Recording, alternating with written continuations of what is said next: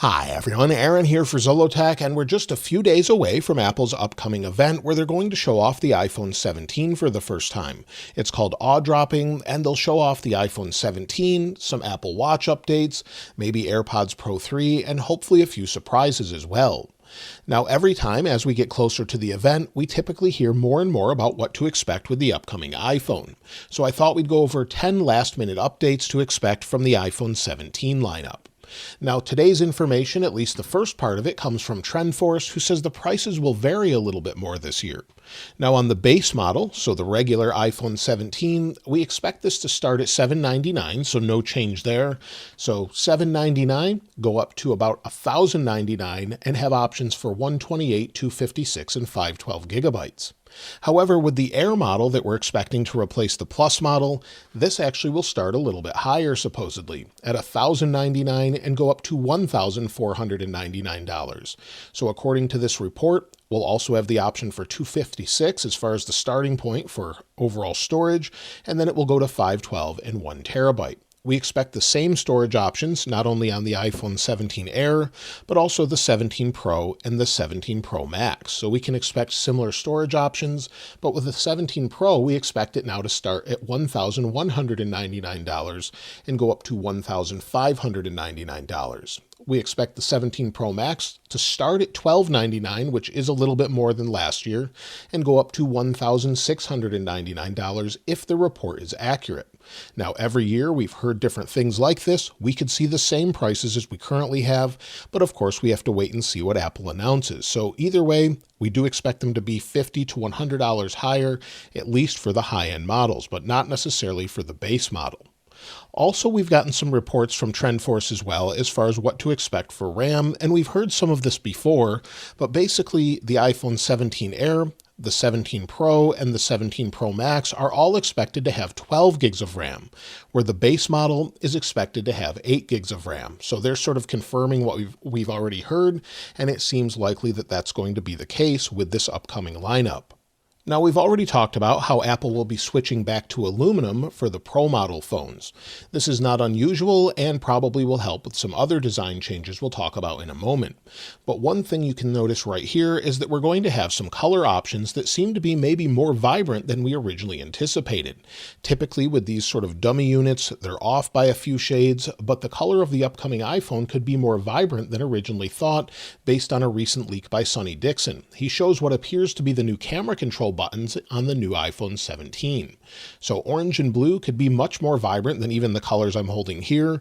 Maybe they'll be even darker or more vibrant than we originally anticipated, which is a huge change, and we haven't seen anything even close to that, even with the iPhone 13 Pro Max and Sierra Blue. So to have some more color options, maybe some more vibrancy, or just changes altogether is something I definitely welcome. We expect iOS 26 to launch in just a couple of weeks now, and it should make your device feel new or different again. So we'll have to see what it's like to use on the new phones.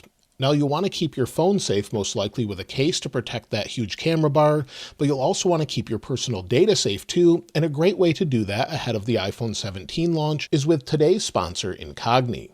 Our personal data seems to constantly be accidentally leaked over and over or retrieved in data breaches, leaving your personal information exposed across various websites.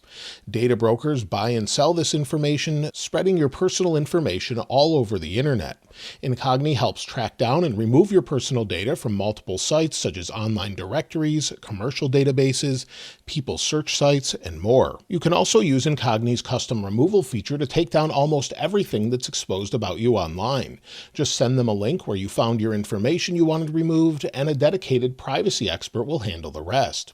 All you have to do is complete 3 easy steps. First, sign up, then authorize Incogni to remove your data, and then the removal process begins.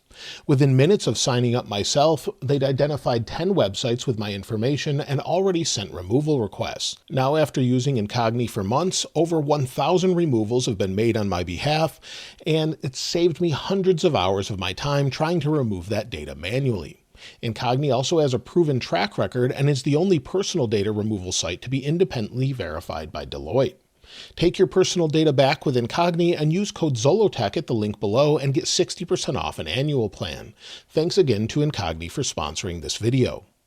Now, there's good news about the iPhone 17 displays, as it seems like the rumors originally were true about them having 120 Hz displays. So we could see that on the iPhone 17, as well as the iPhone 17 Air and the Pro models as well this year. So that's a big change, and it's finally marking an end to the less smooth scrolling and low refresh rates on non-Pro iPhones. The iPhone 17 Pro models this year are said to feature brighter displays than current iPhone 16 Pro models, according to a leaker Instant Digital on Weibo. Currently, iPhone 16 Pro and 16 Pro Max tops out at about 2000 nits max brightness, so maybe we could see 2600 nits like Samsung's S25 Ultra, or maybe even brighter than that. Now, we know we're already getting some camera upgrades. Supposedly, we're going to get a 48 megapixel telephoto zoom lens. We've heard about that before, but it seems like in the latest information from TrendForce, they suggest that the 5 times optical zoom could actually increase to 8 times optical zoom with optimized software algorithms. So that's something we could see as an increase, and something that will make many people very happy is a recent report about the battery. Now, first, let's talk about the iPhone 17 Air battery, though, since many people are skeptical it will get you through a day since it's super thin. Supposedly, it's going to be using a silicon anode battery, which allows a higher energy density than the types of batteries used traditionally in iPhones. Ming-Chi Kuo earlier this year previously stated that the iPhone 17 Air would feature a more energy-dense battery, so it seems that rumor is going to be true. So that's something I definitely welcome. Maybe the disadvantage is a lack of cycles as far as overall battery health. We don't know yet, but there's a reason they're not using them throughout the iPhone lineup. Or maybe they are and we just haven't heard about it. But Instant Digital on Weibo has said that the batteries could be the biggest ever for the Pro lineup. So we could see the largest battery ever, especially in the 17 Pro Max with up to 5,000 milliamp hours. So that will be great to see, maybe along with that new chipset, getting much better battery life. So that's something we've been wanting for a long time. While it's typically great, iOS 26 has really harmed battery life so far. Of course, it's not complete yet, but hopefully it improves greatly, especially with the new models. Now, many people have been concerned that this is going to have an aluminum frame this year, and that doesn't really concern me too much, as the Pro phones or the high-end phones in the past have had aluminum as well. Then they went to stainless steel and then titanium, but you typically can't feel the difference really between aluminum and titanium when they're coated like Apple typically does with them. So hopefully we won't notice a difference there, but the new frame should also help with thermals when charging, doing intense tasks, and day-to-day use in hotter environments. A recent post by PipFix on X shows that there's going to be a vapor chamber to help manage heat.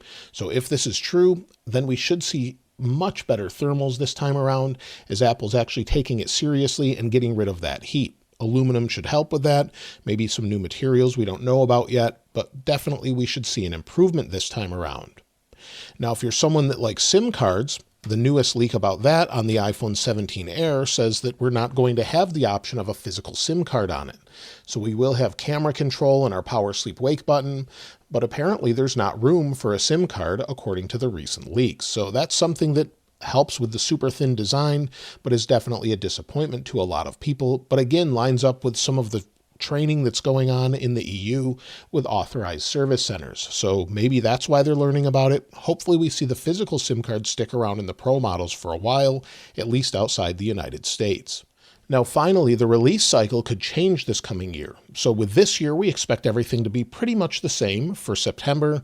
However, next year, we could see the release of different phones earlier in the year, with the regular phones being released maybe in the beginning of the year, and then the Pro models being released toward the end of the year in the fall around September.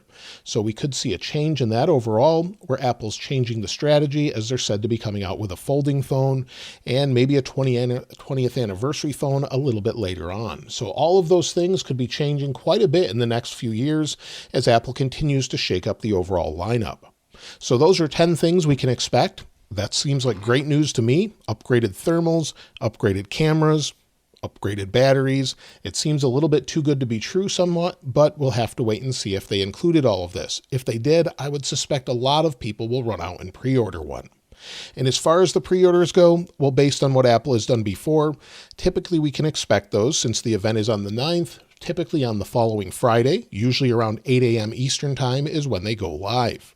The pre-orders go live then, and then typically the following Friday is when they release to the public on the 19th. So that's usually what we see every year. Of course, iOS 26 will usually be the previous Monday or Tuesday before the iPhone launch, so the 15th or 16th. So that's what I would expect as far as that goes. So lots of things to look forward to. Of course, updated Apple Watches, AirPods Pro, and much more. Let me know if you're planning to pick up an iPhone 17 in the comments below. And are you planning to pick up maybe an iPhone 17 Air? I'm curious to try this out myself. Or are you just going to go for the big one with the biggest battery? Let me know in the comments below, and what color would you choose as well? Of course, I'll link the wallpaper in the description below, and if you haven't subscribed already, please subscribe. And if you enjoyed the video, please give it a like. As always, thanks for watching. This is Aaron. I'll see you next time.